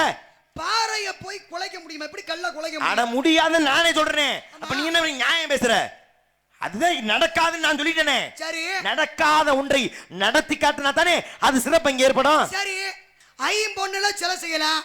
நீங்க சொன்ன மாதிரி கல்ல உளியில அடிச்சு சிலை செய்யலாம். பித்தளை பானையில சிலை செய்ய முடியுமா? பித்தளை பானை, பானை, ஆமா, தண்ணி தூக்குற பானை, அதுல சிலை செய்ய, அதுல சிலை செய்ய முடியாது. சிலை செஞ்சு அப்படி செய்ய கூடாது. இருக்கு ஒரு இருமா இருக்காது. எதனால செய்யணும்னு ஒரு கணக்கு இருக்குல்ல. ஒரு பித்தளையில போய் இறைவனுக்கு சிலை செஞ்சு வைப்பாங்க. பித்தளை வீட்ல இருந்த பானை, அந்த பானையில சிலை செஞ்சு அந்த பானை சிலையா இன்னைக்கு ஒரு கோவில்ல இருக்கு. ஏமா சுவாமியா? ஒரு பித்தளை பானையோடைய அதோடைய அளவு எவ்வளவு பெருசு இருக்க போது அதுல எப்படிமா உளிய வச்சு சிலை செய்ய முடியும்? இதெல்லாம் எனக்கு தெரியாது, நீங்க தான் பதில் சொல்லணும். இப்ப நான் சந்தேகம் கேட்டா மட்டும் நீ ரொம்ப நியாயவாதியா பேசுறீல. இப்ப ஏன் கேள்வி மட்டும் நீ சந்தேகம் உள்ள கொண்டு வர? நான் கேட்டது கூட ஒரு நியாயம். பித்தளையில செய்ய வாய்ப்பு இருக்கு. ஒருத்தருடைய குரலையும் ஒருத்தர் பேசுற விதமும் கேட்டா எரிச்சலாருன்னா உன்னைய பார்த்தா மட்டும்தான் எப்படி பத்திக்கிட்டு வருதுன்னு கேளுங்க. சொல்லு, என்னதான் உங்களை அப்படி பேசுறேன்? இப்ப நானு நீங்க கேள்வி கேட்டா நான் எதிர்ப்பா ஒரு கேள்வி கேக்குறேன். சரி, எதிர்ப்பு கேட்கறது பிரச்சனையே கிடையாது. இதெல்லாம் சரிதான். என் கேள்வி நீ ஒத்துக்கிட்டு கேட்டேன்னா பஞ்சாயத்து இல்ல. ஆமாங்க, பாரு, ஒரு சிலை பாதி நாள் பாதி வருஷத்துல பாதி நாள் ஒரு நிறமாவும் மீதி நேரம் ஒரு நிறமாவும் மாறும்னா நான் என்ன கேக்குறேன்னா பதில் சொன்னீங்களா? கோயில் ஒரே கோயில் தான். ஒரே கோயில்ல ரெண்டு சிலை ஒரே மாதிரி இருந்து ரெண்டு சிலை வேற வேற அப்படி ஒரு கோயில் இருக்கு. நான் சொல்றேன் ஒரே சிலை அப்படி இந்த கோயில் கிடையாது. ரெண்டு நேரத்துல மாறுது. ஒரே கோயில் தான். ஒரே கோயில்ல ரெண்டு கருவறை, ரெண்டு கருவறை, ரெண்டு தெய்வம், ஒரே தெய்வம் தான், ஒரே சாமி, ஒரே சிலை. ஆமா, முருகன்னா முருகன் தான், விநாயகர் தான். ரெண்டு விநாயகர் தனித்தனியா, ரெண்டு பிள்ளையார் தனித்தனியா, ரெண்டு சிவன் தனித்தனியா. அப்படி நான் சொல்லவே இல்லை. அப்படி இருந்து இருக்க கோயில் இருக்கு. நீங்களா கற்பனை பண்ணிக்கிட்டு கேட்டீங்கன்னா கோயிலுக்கு பண்ணி என்ன மானத்தை குத்திட்ட? எல்லாரும் ஒரு கோயிலுக்கு போறோம், கோயிலை பத்தி படிக்கிறோம், ஸ்தலபுராணம் படிக்கிறோம். ஒரே ஒரு சிலை ரெண்டு நேரத்துல மாறுது. கேட்டல சொன்னீங்களா? இப்ப நீங்க கேட்டீங்கல்ல, ஒரு பாறைய ஏமா ஒரு வள்ளி நயம் ஒரு சின்ன சந்தேகம் கேட்டுக்கலாமா? நான் கேட்டல, அதுக்கு நீ சொன்னீங்களா? என்ன நீ கேக்குறிய? ஏன் இந்த ஞாபகம் உனக்கு இல்லையா? ஏன் நானும் கேட்டேன். ஒரு ஆலயத்துல வித்தியாசம் ஆச்சரியங்களாக, ஏன் அது உங்களுக்கு ஞாபகத்துல இல்லையா? புளியங்கொட்டை முளைக்காது, பனைமரம் சரி, அது சொன்னது எடுத்துக்காட்டு மட்டும்தான். இறக்காது. 2 எடுத்துக்காட்டு மட்டும்தான். மொத்தம் 5 சொன்னீங்க. 5 சிறப்பு, 5 வித்தியாசம், 5 ஆச்சரியம். ஞாபகம் இருக்கு? ஞாபகம் இருக்கா? இருக்கு. அது ஞாபகம் இருந்தா அது சொல்லிட்டு அப்புறம் கேட்கணும். ஏன் திருப்பி நீ கோயில் சிலைன்னு வந்துட்டேல, அதனால கேட்டேன். பாறையவே குலைச்சு பாறையை உருக்கி ஒரு சிலை செய்யப்பட்டது எங்க? உங்களுக்கு திருப்பி ஞாபகப்படுத்திருக்கதே நான். சரி, அது இருக்கட்டும். குலவை ஞாபகம் வருதுல, என்ன பண்ணுவீங்க நீங்க சொல்லுங்க. அந்த பாறைய அப்புறம் எடுத்து கொடுத்தா தானே பேசுவீங்க. அது நீங்க ஒண்ணு பாறை. அன்னைக்கு சுந்தரமூர்த்தி இவர் கொடுக்கிற உயிர் வேணான்னு அவர் உயிர் விட்டார்ல. ஆமா. அது மாதிரி நீங்க கொடுக்கிற வாய்ப்பு எனக்கு வேணாம்னு நான் இல்ல, முதல்ல உன்னைய போட்டு தள்ளிடுவேன். நீ எதுக்கு எனக்கு வாய்ப்பு கொடுக்குறான்னு தெரிஞ்சுக்க. எங்களா சொல்லு. நீங்களா நினைப்பு தான். நினைப்பு தூண்டுறாங்களா? அப்படியே நினைப்பு தான் பொழப்பு. மறந்துடாதீங்க பாவம். இப்ப நீங்க சொல்லல, நான் தானே உங்களுக்கு ஞாபகப்படுத்தினேன். வேணான்றேன். ஒரே சில அப்படி பதில் சொல்லாம நான் போனேன்னா அப்ப நீ பாட்டு கேளு. பதில் சொல்லாம நீங்க எப்ப போய் உங்களை விட்டுருக்கேன் நானு? நான் தான் புடிச்சு இழுத்துட்டு வந்து கைத்த கொண்டு மேல ஏத்திடுவேனே. சொல்லு. அப்புறம் அங்கிட்டு உள்ள ஓடுறது யாவது பாறைய குலைச்சு சிலை செஞ்சு. இங்க நம்ம ஊரு நம்ம கதையை தான் கேட்கிறார் அவரு. ஏன்னா சிவனுக்கும் பார்வதிக்கும் கல்யாணம் எங்க? வட திசையில. கல்யாணத்துக்கு எல்லா தேவாதி தேவர்களும் அங்க போயிட்டாங்க. அப்ப வட பகுதி கனத்தால அத்தனை பேர் கூடும்போது தாழ்ந்துருது, தென்பகுதி உயர்ந்துருது. ஒரு பகுதி தாழ்ந்தா ஒரு பகுதி உயருது. அப்ப என்ன பண்ணாரு? இதை யாரு உலகை சமநிலைப்படுத்துறது அப்படின்ற பிரச்சனை வரும்போது சிவபெருமான் குள்ளமான அகத்திய முனிவரை கூப்பிட்டு நீங்க தென் திசை நோக்கி போங்க அப்படின்னார். அவரும் நம்ம தென் திசையை நோக்கி வந்தார். நிறைய ஆலயங்கள், நிறைய கோவில்கள் உருவாச்சு. அப்ப இங்கன அதுல முக்கியமான ஒரு ஆலயம் பிரான்மலை இருக்கட்டும். இப்ப அதை பத்தி நான் பேசுறேன். ஒரு பிரான்மலை. அப்ப அதுவும் பக்கத்துல தானே இருக்கு. சரியா? அப்ப இப்ப நீங்க கேட்டதுக்கு பதில் சொல்லவா எதை பத்தி பேசல? நீ மத்த ஊரை நீ முக்கியமான பேர் சொல்லாம போனா கூட அது பிரச்சனை இல்ல. வந்தாரு பிரான்மலைக்கு வந்தாருன்னு சொன்னா அது தப்பு இல்லையா? ஏன் ஞான சம்பந்தர் அதுக்கு அடுத்தபடியா வந்து அதுக்கு என்ன பேரு நீங்க கேட்க போறீங்க? பிரான்மலை சொன்னதுனால தான் பிரான்மலை. திருக்கொடுங்குன்றம்னு பேரு. அப்படி சொல்லு. பிரான்மலை என்பது பின்னாடி வந்த பேரு. ஊருக்கு தெரிய வேணாமா? அவங்கள்ட்ட போய் திருக்கொடுங்குன்றம். அப்ப என்ன சொல்லணும்? திருக்கொடுங்குன்றம் என்ற பிரான் அப்படி சொல்லு. எங்களுக்கு தெரியும். எங்களுக்கு எப்படி பேசணும் நீங்க சொல்லி கொடுக்காதீங்க. நீ தப்பு பண்ண யாரை சுட்டி காட்டுறது செய்வாங்க. நீ பண்றதெல்ல நீ பேசுறேன்றத நீ பேசறதெல்லாம் சரியாயிர முடியாது. பிரான்மலைய பத்தியே பேச வர. நீ பிரான்மலை அடுத்த இடத்துக்கு போயிட்ட. அதனால தான் நிப்பாட்டி அது ஊருக்கு பேர் என்னன்னு கேட்டேன். சரியா? நீங்க கேட்டது பாறைய குலைச்சு சிலை செஞ்சது. அதுக்கு தான் பதில் சொல்லிக்கிட்டு இருக்கேன். சொல்லு. ஊடால வந்து பாங்க அதல்ல அப்படியே வெறுப்பு பத்திக்கிட்டு எரியுது எனக்கு பார்த்து. அப்ப அங்க வந்த அகத்திய முனிவர் என்ன பண்ணாரு? உலகத்தை சமநிலைப்படுத்தின்னு வந்தாருன்னு சொன்னேன் இல்லையா? அப்ப வரும்போது இங்க நம்ம ஊர் பக்கத்துல வர்றார். இவர் சொன்னாரே அந்த திருக்கொடுங்குன்றம் அந்த இடத்துல ஒரு சம்பவம் நடந்துச்சு, உண்மைதான். அப்ப இங்க வரும்போது என்ன பண்ணாரு? சிவன் பார்வதியினுடைய திருமணத்தை பார்க்கணும்னு ஆசை. ஏன்னா இவர் அங்கிருந்து கிளம்பும் போதே சிவன் கேட்கிறாரு, நான் அங்க போயிடுறேன், எல்லாரும் இங்க கல்யாணத்துல இருப்பாங்களே, அப்ப நான் மட்டும் உங்க கல்யாணத்தை பார்க்க முடியாது அப்படின்னும் போது அப்பதான் சிவன் சொன்னாரு, நீ எந்த இடத்துல நினைச்சு என்னைய கும்பிடுறையோ அங்க திருமண காட்சியோடு உனக்கு நான் திருமண கோலத்தோட காட்சி தருவேன் அப்படின்னார். அதே மாதிரி வந்து இங்க நம்ம பக்கத்து ஊர்ல என்ன பண்ணாரு? ஒரு நீர்நிலையை உருவாக்குனார். அப்படி நீர்நிலையை உருவாக்கி அந்த தண்ணியை எடுத்து பாறையில ஊத்தி சிவனை நினைச்சு பிசைஞ்சாரா. பாறையை பிசைய முடியுமா? சாதாரண நாள் மண்ணத்தான பிசைய முடியும். ஆனா அந்த நீரை எடுத்து, அந்த சுனை நீரை எடுத்து பாறையை பிசையும் போது அங்கே ஒரு சிவலிங்கத்தை ஏற்படுத்தினார். அப்படி சிவலிங்கத்தை ஏற்படுத்தி அப்படி சிவனை கும்பிடும் போது இப்ப சொன்னோம் இல்லையா, திருக்கொடுங்குன்றம் என்ற பிரான்மலையிலே சிவன் திருமண காட்சி தந்தார். அப்படி அகத்தியராலே சுனையை உருவாக்கி அந்த சுனையால பாறையை பிசைஞ்சு செஞ்ச கோவில் தான் நம்ம அகத்தீஸ்வரம் கோவில். அவரால் உருவான சுனை. அதனாலதான் அதை பெருமையா வெறும் சுனை அப்படின்னு சொல்லாம திருச்சுனை அப்படின்னு சொல்லிக்கிட்டு இருக்கோம். இந்த அருகு நம்ம பக்கத்து ஊரு. அந்த திருச்சுனையில தான் சாமி சொன்ன மாதிரி பாறையை பிசைஞ்சு சிவலிங்கம் செய்த தலம் திருச்சுனை. அகத்தீஸ்வரரால் உருவாக்கப்பட்ட அகத்தீஸ்வரருடைய ஆலயம். இல்ல ஒரு சிவன் கோயில்லாம் பெரும்பாலும் லிங்கம் நன்றி நன்றி. ஒரு ஆள் இப்ப கொள்ள போறாரு. நீங்க ஆரம்பிக்கிறது எல்லாரும் ஆரம்பிக்கிறாங்க. பேசாம உட்காந்துருக்கப்பா. எங்க அண்ணே நல்லவர் எனக்கா கைது பேசரி பாடுமா. எல்லா சிவனாலயத்திலுமே பொதுவா நந்தி இருக்கும்ல. ஆமா. ஆனா இங்க நந்தி இருக்காது. ஆமா. ஏன் தெரியுமா? ஏன்னா அவர் அங்க கல்யாணத்துக்கு மேளம் வாசிக்கிறது. சேப்பா அந்த பிரச்சனை விட்டு.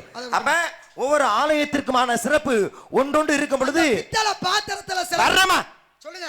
இம்சை இதா இருக்கு உன்னோட. நீ சொல்லி முடிச்சிட்டேல. சரி ஒரு மேற்கோள் காட்ட வேணாமா? நீ மட்டும் மேற்கோள் காட்டுறீல ஒரு கதை சொன்னதுக்கு அப்புறம் ஏன் நாங்க மேற்கோள் காட்டக்கூடாதா? அடே திருக்கொடுங்குன்றம் 3 நிலைகளிலே உள்ள ஒரு ஆக சிறந்த ஆலயம். வேணா அது என்னன்னு சொன்னா அப்ப அதுக்கு வேற கடுப்பாகி நீங்க அதெல்லாம் ஒன்றும் இது வேணா வேணாம். நம்ம பகுதியின் சிறப்பை சொல்வதானே நம்மளுடைய கடமையா இருக்க முடியும். சரி முதல்ல விளக்கம் சொல்லிட்டு அப்புறம் வர்றீங்க.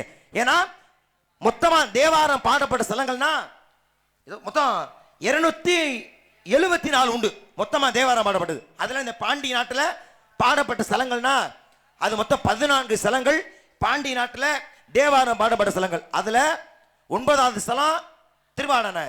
அந்த வழி அப்படியே வர்றாரு சுந்தரர். வரும் பொழுது 10வது காளையார் கோயில் திருக்கான பேர்னு உண்டு. 11வது ஸ்தலம் எதுன்னா அதுதான் திருப்புவனம். திருப்புவனம் பூவனநாதர் இருக்கக்கூடிய அந்த திருப்புவனம். அந்த ஆனா நம்ம திருக்கொடுங்குன்றம் வந்து அது பாண்டிய ஸ்தலம் தான்.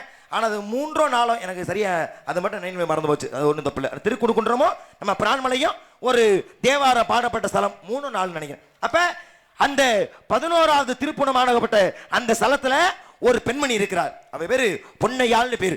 அந்த பெண்மணி அங்கே ஆலயத்திலே நடனக்கலை புரியக்கூடியவர். இறைவனுக்காக தான் தம்ப சம்பாதிக்க சொத்து எல்லாத்தையுமே அர்ப்பணிச்சா. வீடு தேடி வர்ற எல்லாருக்குமே வயிறார சாப்பாடு போட்டா. இப்படியான அவளுக்கு ஒரு ஆசை. என்ன ஆசை? எம்பெருமான் சிவபெருமானுக்கு பொன்னாலேயே சிலை செய்யணும் அப்படின்னு ஆசைப்படுறா அந்த பொன்னையாள்ன்ற பெண்ணாகப்பட்டவள். அவள் ஆசையை உணர்ந்த எம்பெருமான் சிவபெருமான் போறாரு. வயோதிகனா போய் என்ன வர வேணும் கேட்கிறாரு. ஐயா பொன்னால் எம்பெருமான் ஈசனுக்கு நான் சிலை செய்யணும்னு ஆசைப்பட்டேன். ஆனா அது நிறைவேறல. நான் சம்பாதிக்கிறது அனைத்துமே இறை தொண்டுக்கே சரியா இருக்கும் சொல்லு. அப்படியாமா? ஒன்றும் பிரச்சனை இல்லை. வீட்டில் பண்டமாட்டம் தோச்சிக்கா இருக்குங்க, போய் எடுத்துவான்னு சொல்லு. இருக்கிற எல்லா பித்தளை பாத்திரத்தையும் எடுத்தாந்து போட்டா என்ன பண்றானா அதுல சிறிது விபூதி தடவி நெருப்பிலிட்டு ஒரு அறையை வச்சு காலையில போய் பாருமான்னு சொல்லு. இவளுக்கு அப்பவும் நம்பிக்கை இல்லை. அது எப்படி பித்தளை பாத்திரம்னா பொன்னாக மாறும் என்று நினைத்து அவள் நம்பிக்கை இல்லாம அறையை தாச்சி வச்சு போயிடா. திரும்பி வந்து பார்த்தா காலையில கதவை திறந்து பார்த்தா அத்தனை பித்தளை பாத்திரங்களும் பொன்னாக மாறியது. அந்த பொன்னால் செய்தார் எம்பெருமான் ஈசனுக்கு ஒரு சிலை. அதான் பூவனநாதர் ஆலயத்திற்கு கூடிய பொன்னையாள் பெண்மணி. அது 64 திருவிளையாடல கூட வரும். அது 36வது திருவிளையாடல். ஆமா 36வது திருவிளையாடல். ஆமா ரசவாதம் செய்த படலம்னு பேரு. அப்ப பொன்னையாள் பெண்மணியுடைய அந்த பித்தளை பாத்திரங்களை தான் பொன்னாக மாட்டி கொடுத்து. பித்தளை பாத்திரத்துல சேவை செய்ய முடியாது, அது செஞ்சா தப்புதான். ஆனா அந்த பித்தளை பாத்திரத்தை என்னமா மாத்தினா சிவபெருமான் பொன்னா மாத்திட்டார்ல. அப்ப பொன்னாக மாற்றி தங்கத்தால் செய்து கொடுத்தார் சொக்கநாதருக்கு மிகப்பெரிய சிலையை. ஏத்துக்கிறியா? திருப்புவனத்தில் இருக்கக்கூடிய பொன்னனையால் செய்யப்பட்ட நீ மேற்கோள் காட்டாத, மேற்கோள் காட்டாத. சிவனுடைய சிலை நான் தானே இப்ப நான் சொன்னேன். அப்படித்தானே பெருமாள் சிலை நான் சொன்னேன். ஒரு விஷயத்தை எப்படி முடிக்கிறது? இப்ப நான் திருக்கொடுங்குன்றத்துல சிறப்பு சொல்ல மாதிரி சொல்ல விட்டியா நீ? கடல்ல குளிக்க வேண்டிய நாள் எந்த நாள்? ஒரு மாசம் இருக்கு. அந்த மாசத்துல கடல்ல குளிக்க வேண்டிய நாள் எந்தெந்த நாள்? இப்ப எம்பெருமான் ஈசன் தன்னுடைய மாமனார் மலையத்தோசர பாண்டியனுக்காக அவருக்கு அந்த குறிப்பிட்ட நாள்ல தான் நீரட வச்சார் கடலிலே. சரி.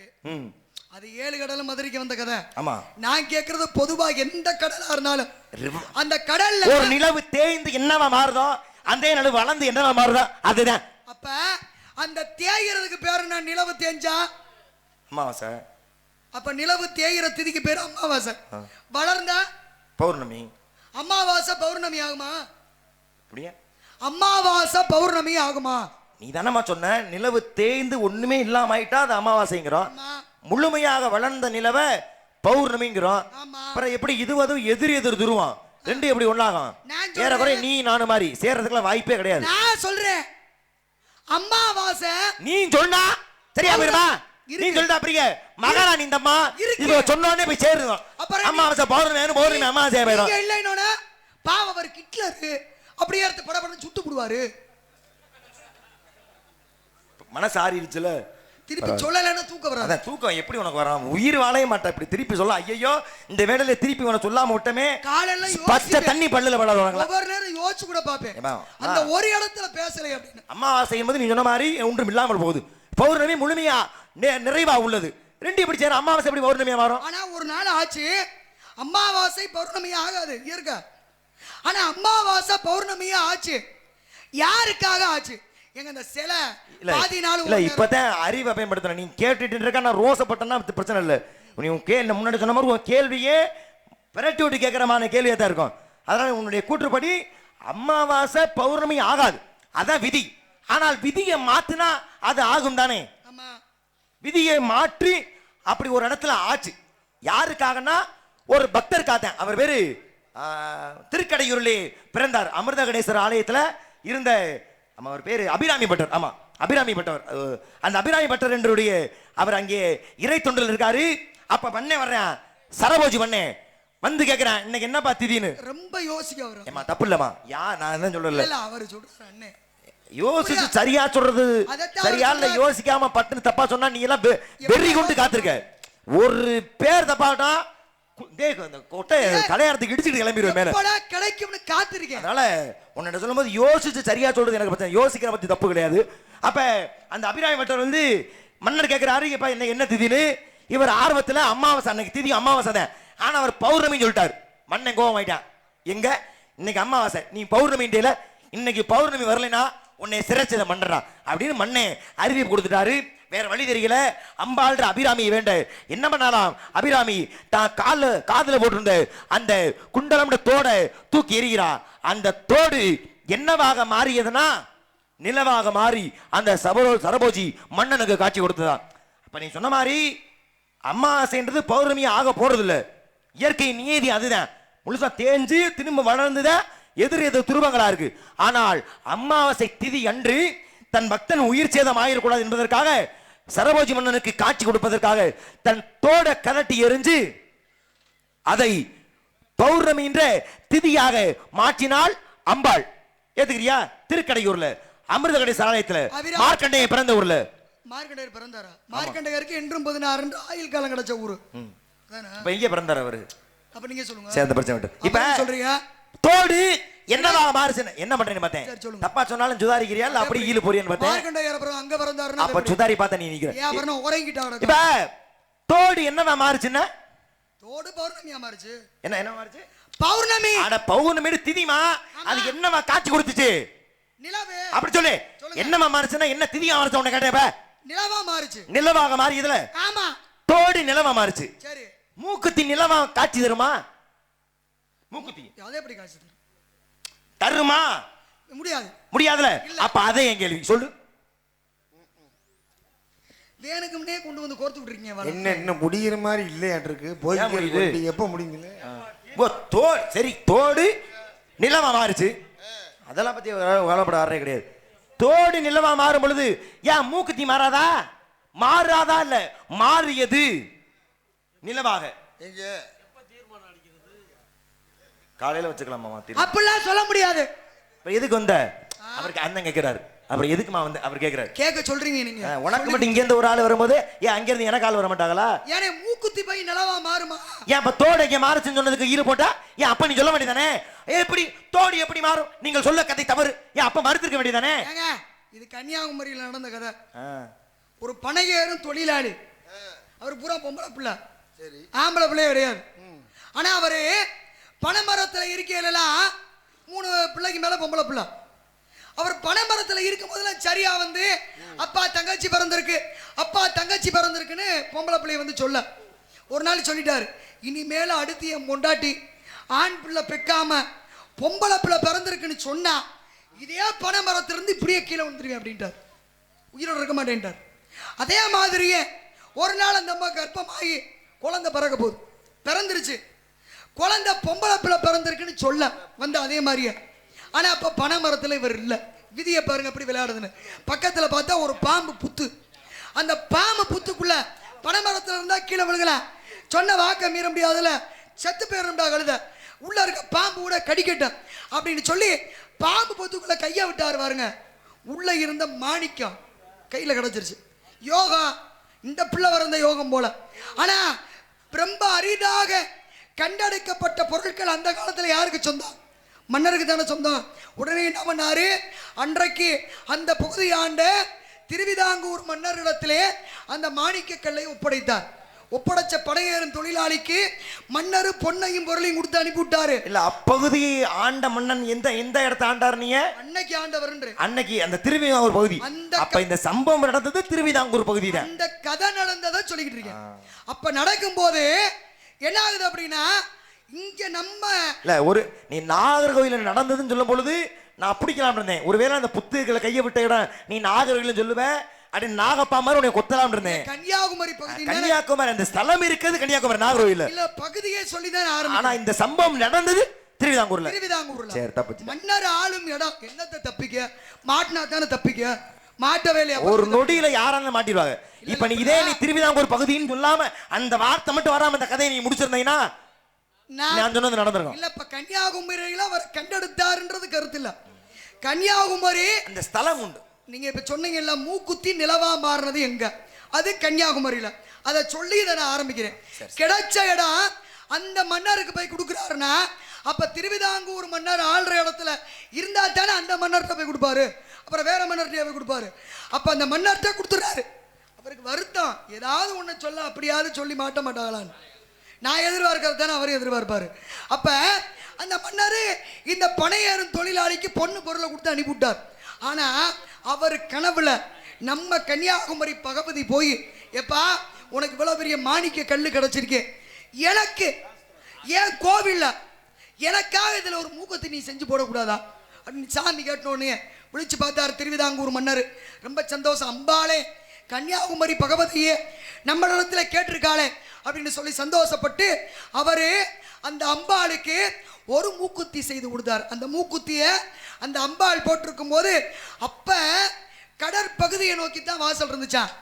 அப்ப வருவாங்கல்ல கப்பல்ல வரும்போது அந்த கப்பலினுடைய ஒளி இந்த அம்மா கன்னியாகுமரியினுடைய மூக்குத்தியினுடைய ஒளியை பார்க்கும்போது கலங்கரை விளக்கா அப்படின்னு நினைச்சு நிறைய பேர் அந்த கடல் பகுதியை அப்படி இடிச்சிருவாங்களாம். அவ்வளவு ஒளி கூடியதா. அதனால என்ன பண்ணாங்க, அந்த மூக்குத்தி நிலவை போன்று கேட்டார்ல, மூக்குத்தி நிலவாச்சுன்னு, மூக்குத்தி நிலவை போன்று சொலித்த காரணத்தினாலே அந்த கடல் பகுதியை நோக்கி இருந்த கதவு மூடப்பட்டு தெற்கு பகுதியிலே கதவு திறக்கப்பட்டது. இன்றைக்கும் அப்படித்தான். எப்பவாது நல்ல விசேஷம் திருவிழா காலங்களில் மட்டும்தான் திறக்கப்படும். மொத்தத்தில் மூக்குத்தியாக இருந்தது நிலவாக மாறியது எங்கு அப்படின்னா அது கன்னியாகுமரி அம்மா போட்டிருக்கக்கூடிய அந்த பனையேறும் தொழிலாளி எடுத்து கொடுக்கப்பட்ட அந்த மாணிக்க கல்லால் செய்யப்பட்ட மூக்குத்தி. கலங்கரை விளக்கம்னு கப்பல் அடிச்சுக்கிட்டு சரி, ஆனா அது பார்வைக்கு நிலவு போல் தெரிந்தது. அதாவது பகவதி அம்மனாக இருந்த அவள் சிறப்பு பெயராக மூக்குத்தி சிறப்பாக இருந்த மூக்குத்தி அம்மன் பேர் அந்த பேர்ல ஒரு படம் கூட எடுத்திருந்தாங்க. நல்ல பேச்சு, உனக்கு ஏத்த மாதிரி உனக்கு ஏத்த நல்ல ஒரு மாப்பிள்ளை பார்த்தது வெள்ளிநாயகம். கண்ணடானமா உனக்கு ஏத்த கணவமா சேர்ந்து வாழ்ந்து பாரமா பள்ளி தங்கமே அவனுக்கு நெய் வேறு யாரமா தங்கமே அவனுக்கு நெய் வேறு யாரம்.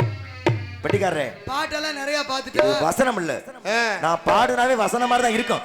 அது அப்பாற்பட்ட பிரச்சனை. சில பேரு ஆனா இது பாட்டு பாடுங்க அப்படின்ற மாதிரி சொல்றாங்க. பாட்டோட பேசினா நல்லா இருக்குமே. நீங்களே நாங்க சொன்ன மாதிரி உங்களுடைய பொன்னான நேரத்தை ஒதுக்கி இத காணொளிகளை பாக்குறீங்க. இங்க நேரம் பாக்குறாங்க மக்கள். அப்ப காணொளிகளை பாக்குறவங்க ரொம்ப இதுக்காக ஒரு நேரத்தை ஒதுக்கி பாக்குறீங்க. அவங்களுக்கு 1000 வேலை இருக்கும். அதுலயும் கூட காணொளி பாக்குறத கூட வேற வேலை பார்த்துக்கிட்டே இதை பார்த்துட்டு இருப்பாங்க. ஆனா இப்ப எல்லாருக்கும் காலையில வேலை இல்லாம இருக்காங்க. ஆனா இத்தனை பேர் உட்கார்ந்து இருக்காங்கன்னா அந்த நேரத்துல இவர் பாட்டையோ ஏன் பாட்டையோ நீங்க கேட்டு உங்களோட நேரம் தப்பான முடிவு எடுத்து அப்படியா உங்க நேரத்தை எங்களை திட்டிக்கிட்டு இருக்கேன். நானும் அவர் கைவர தட்டிக்கிட்டு இருக்காரு. அது ஏத்துக்கிட்டாரு அவரு. அதுக்காக நீங்களே ஏத்துக்கிறீங்களா?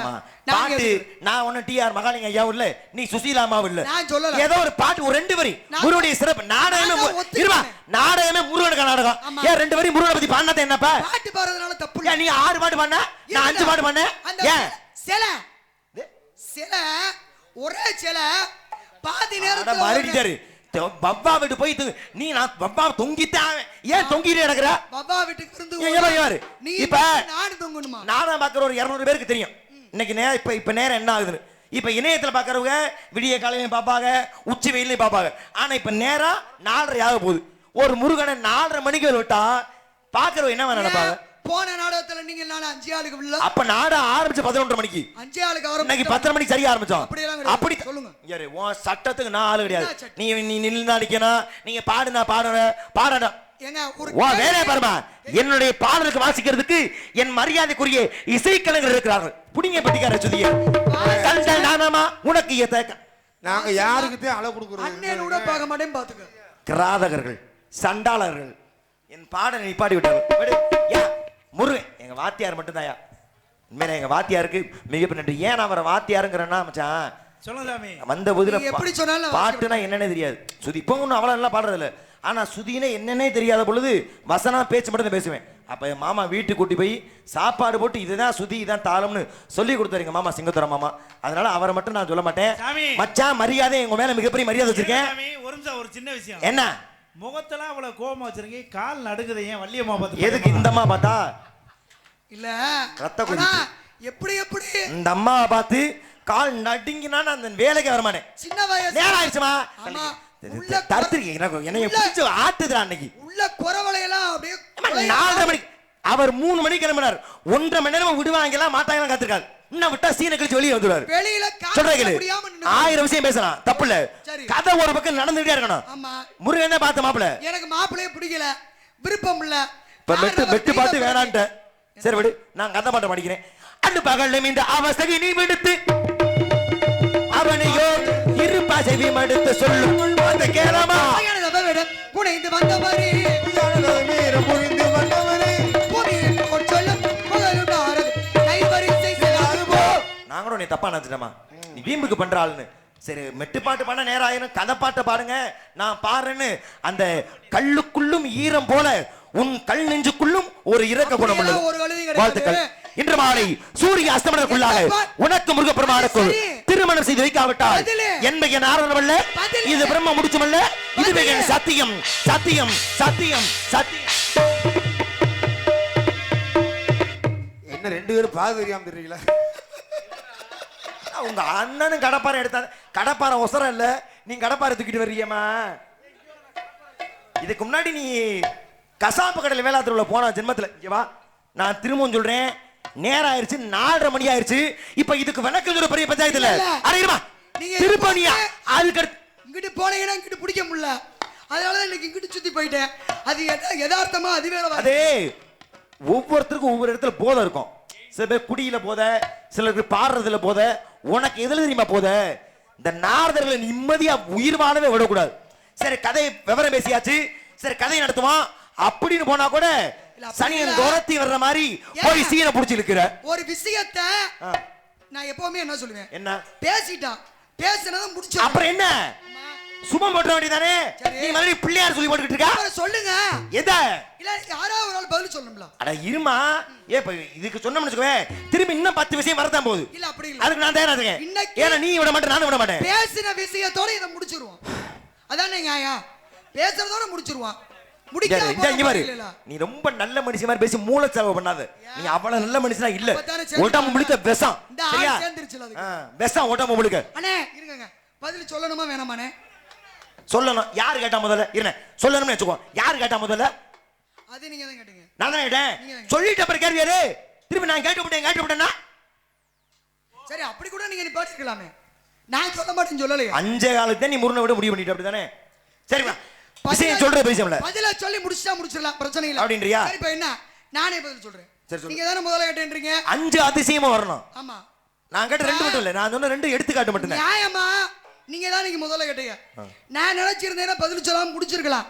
ஆனா ஏன் அதை சொல்ல வைக்கணும்னு நினைக்கிறேன் அப்படின்னா, நம்ம பேசுற விஷயத்துல எதையும் மிச்சம் வைக்காம மக்கள்கிட்ட சொல்லிடணும். நீங்க சொல்லுங்க.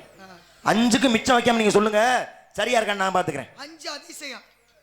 பனைமரம் இறக்காது, புளியம் கொட்டை முளைக்காது. அப்ப பிறகு இல்ல.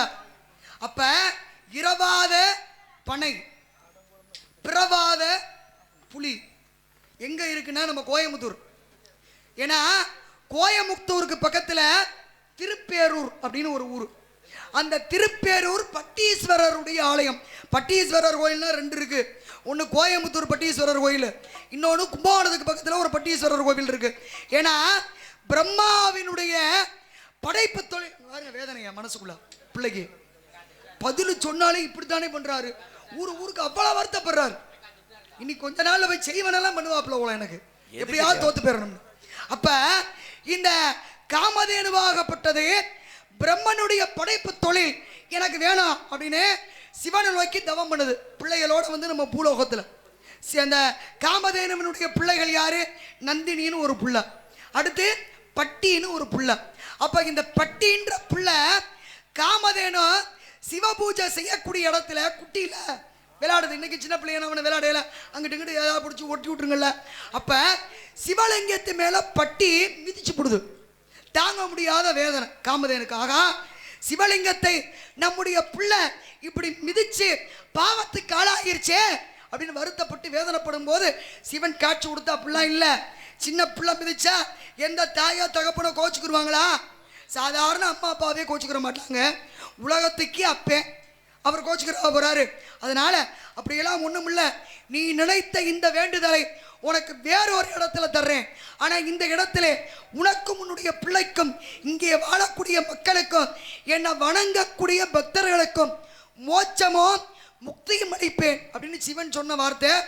பேரு தரக்கூடிய ஊரு, அதனாலதான் அதுக்கு பேரு பேரூர் அப்படின்னு பேரு. அதை பெருமையா திருப்பேரூர் அப்படின்னு சொல்றோம். அந்த ஊர்ல இருக்க 5 அதிசயம் என்ன அப்படின்னா, அங்க இருக்கக்கூடிய பனை மரங்களுக்கு எத்தனை ஆயிரம் வயசுன்னு யாருக்குமே இன்னைக்கு வரைக்கும் தெரியாது.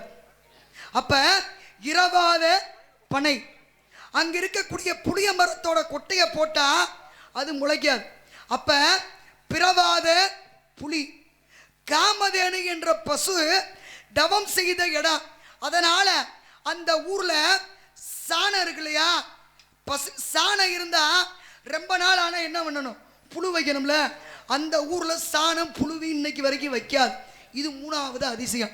4வது அதிசயம், இறக்கக்கூடிய ஆணோ பெண்ணோ அவங்களுடைய வலது காதை இப்படி நேரா வச்சு அடக்கம் பண்ண மாட்டாங்களா, வலது காதை இப்படி லேசா அப்படி திருப்பி வச்சிருப்பாங்க. ஏன்னா அந்த ஊரிலே சிவனே வந்து இறந்தவங்களுடைய காதிலே நமசிவாய மந்திரம் சொல்றாரு அப்படின்றத அந்த ஊரு புராணமும் நம்புது. அப்ப இறந்தவங்களுடைய வலது காலை திருப்பி வைக்கக்கூடிய ஒரு அதிசயம் 4. 5வது இன்னொரு பேரதிசயம் என்னன்னா, அந்த ஊர்ல நொய்தல் ஆறுன்னு ஒரு ஆறு. அந்த ஆத்துக்குள்ள இறந்தவங்களுடைய சாம்பலையும் எலும்பையும் போட்டா அந்த எலும்பா இருக்காதான், கல்லாக மாறிவிடும் அதிசயம். இந்த 5 அதிசயம், அதாவது இரவாத பனை, பிறவாத புலி, புழு பிடிக்காத சாணம், இறந்தவங்களுடைய காதை வலது பக்கம் திருப்பி வைக்கக்கூடியது, அதே மாதிரி எலும்பு கல்லாக மாறும். இந்த 5 அதிசயம் இருக்கக்கூடிய ஒரு ஆலயம், ஒரு ஊர் எது அப்படின்னா, அது கோயம்புத்தூர் பக்கத்தில் இருக்கக்கூடிய திருப்பேரூர் என்று சொல்லக்கூடிய ஊர்ல இருக்க பட்டீஸ்வரருடைய ஆலயம். இதுதான் 5 அதிசயம் உள்ள கோயில். ஒரு கேள்விக்கு எது ஏன்னு 2 பதில் இருக்கு. இந்த மஞ்ச சட்டையும் இந்த வெள்ளை சட்டையும் இல்ல, எங்க அண்ணன் எனக்கு நான் சொல்ல கொடுக்கறது ஆரம்பிச்சோனே அண்ணன் கையெழுத்துட்டாரு. அண்ணன் தான் அண்ணன். சரி சொல்லுங்க. நீ ஏப்பா அப்படி போயல இன்னும் 7 எழுத்துக்கு கூடவே ஒரு எதிரி உனக்கு 2 பாட்டு பாடி கைதட்டுல வாங்கி கொடுத்தேன். அந்த நன்றி கடன் இல்ல உனக்கு, எனக்கு மூஞ்சில முழிக்காத மரியாதை போயிரு. ஒரு கேள்விக்கு எது ஏன்னு பதில் இருக்கு. இப்ப இந்த கேள்விக்கு ஒரு விஷயம் என்ன, அப்படியே பேசுங்க என்கிட்ட, என்ன சிரிக்காதீங்க. உன்னைய பார்த்து அடிச்சிருச்சா என் மச்சான பார்த்து, உன்னையெல்லாம் பார்த்து சிரிப்பு வந்தா இருந்தாரு, உன்னை கட்டுன புருஷன் கூட இந்த என்ன வராது. அப்படியே பேசுங்க. நல்லா இருக்க மனுஷனை இவ்வளவு கொடூரமானவரா மாத்திருக்கேன்னா இப்ப எவ்வளவு கொடூர எண்ணம் கொண்ட பெண்மணியாக இருப்பாய். விடு, இப்ப இடத்துக்கு வந்துடுறேன். அப்ப ஒரு கதைக்கு ஏன்னு கேள்வி கேட்டா அது பதில் இதுக்காகத்தான் இது நடக்குது அப்படின்னு பதில் அதிகமா வரும். ஆனா அதை சுருக்கி எது இந்த இடத்துல இந்த ஆலயம் அப்படின்னு சொல்வது சால சிறந்ததாக நான் பாக்குறேன். நீங்க சொல்ற 6 மாதம் ஒரு நிறமாக, 6 மாதம் மற்றொரு நிறமாக காட்சி அளிக்கும். சிவன் கோயில் இல்ல, முருகன் கோயில் இல்ல, பெருமாள் கோயில் இல்ல, அது ஒரு விநாயகர் கோயில்.